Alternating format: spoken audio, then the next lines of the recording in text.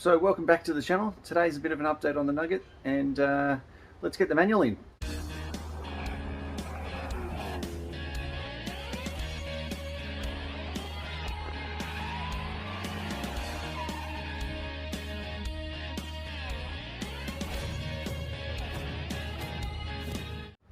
So look, if I'm honest, it's already done. Basically, I had a friend of mine come over, and shout out to you. You know who you are, but I'll keep that one off the channel.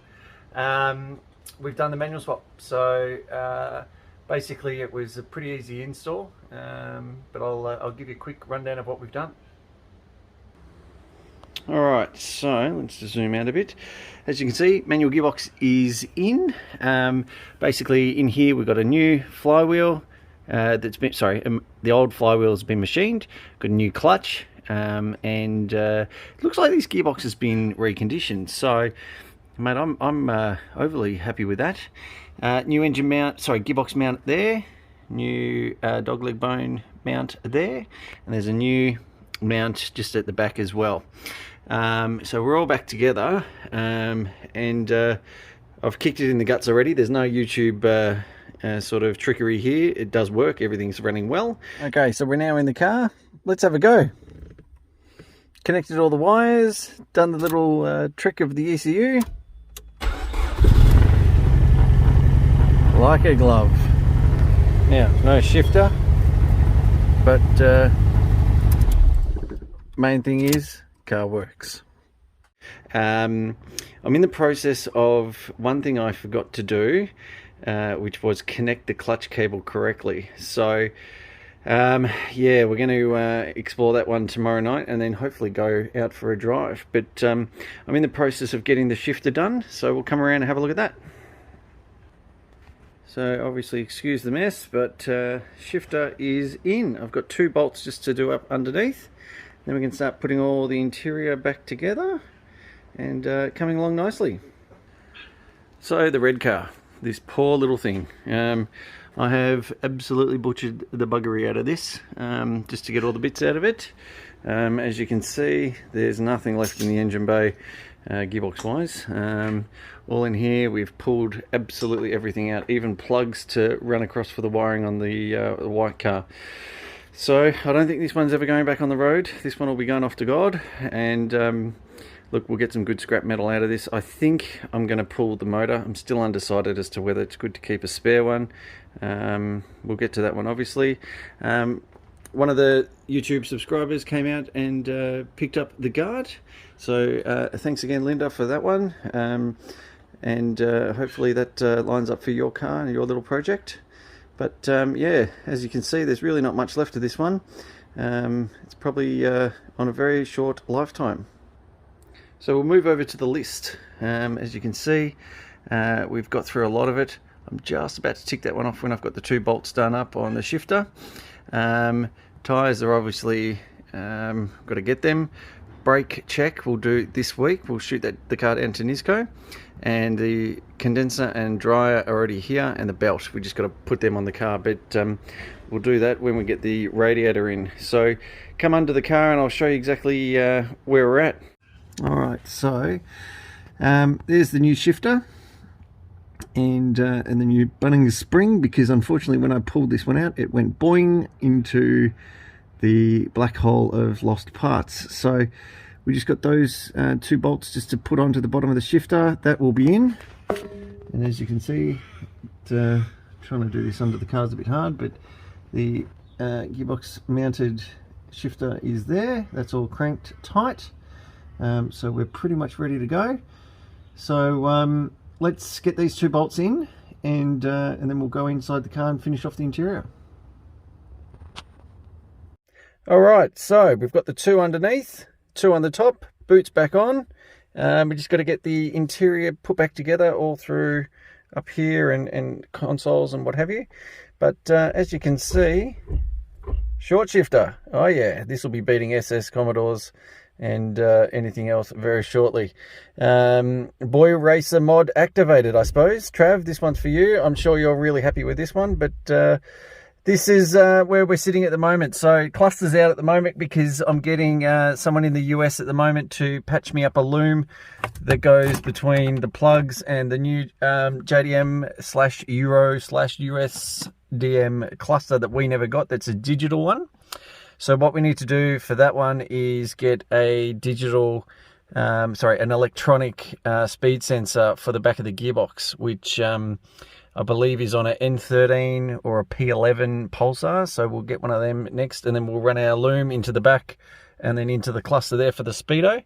But here we are. Yes, we're nearly done. So I'll just start putting all the interior back in.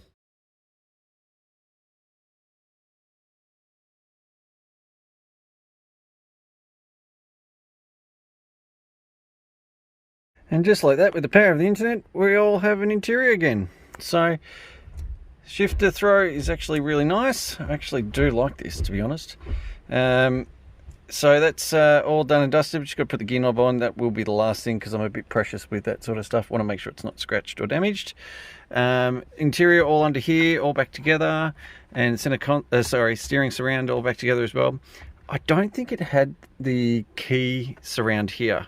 But it looks like every other Nissan, so I'll yeet one out of the spares box that we've got in the shed. So obviously messy, but we've got to tidy it up.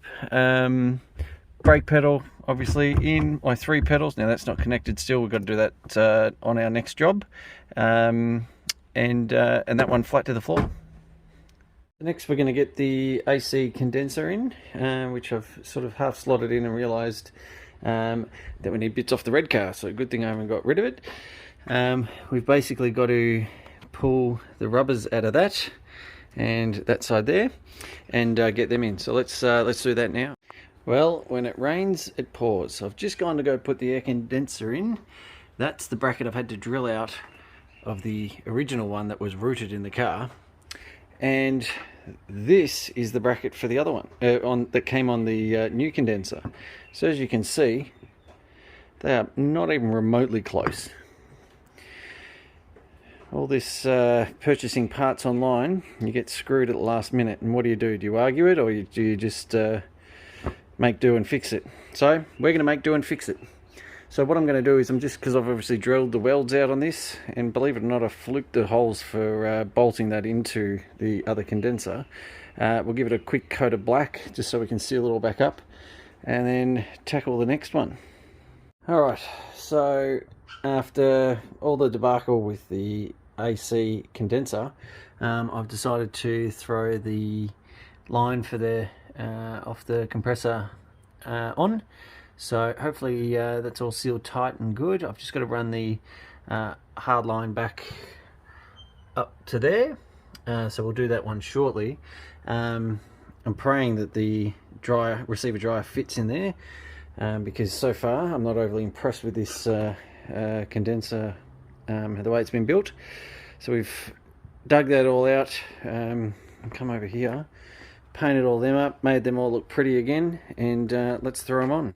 Alright, so now you can see we've just got to tighten these down, but the old mounts are now being reused. Thank God I got a parts car.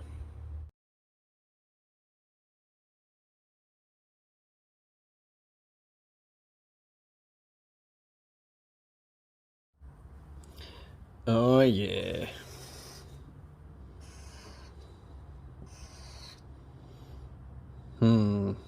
That's a hard one. I can't get to it. Okay, so we're finished on the note for today. As you can see, it's pretty dark and I've had enough. My hands are filthy. But we've got the manual done, the air conditioning done, and we've also updated fluids in the car. Everything's all ready to go.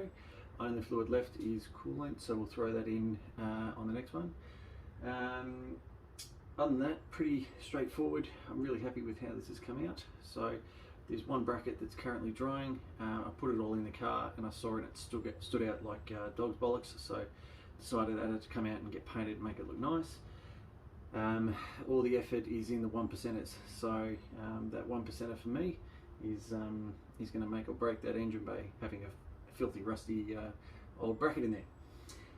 I'm getting old and my OCD is getting worse. Anyway, that's enough for this episode. Thanks again for watching. Thanks for subscribing, and we'll catch you on the next one. And I promise we'll go for a drive. Now, I couldn't leave you hanging on that one. Where's the green? There it is. Can't be a car on this channel without some green.